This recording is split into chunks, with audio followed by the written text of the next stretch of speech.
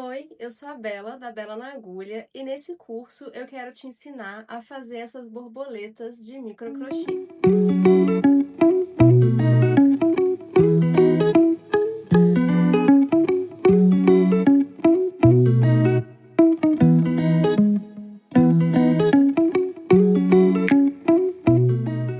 Eu vou te mostrar o acabamento no formato de brinco e de pingente, vou mostrar todo o passo a passo bem de perto, com a parte da lista de materiais, a parte do crochê e a parte do acabamento nesse formato de brinco, no formato de brinco de anzol e no formato de pingente.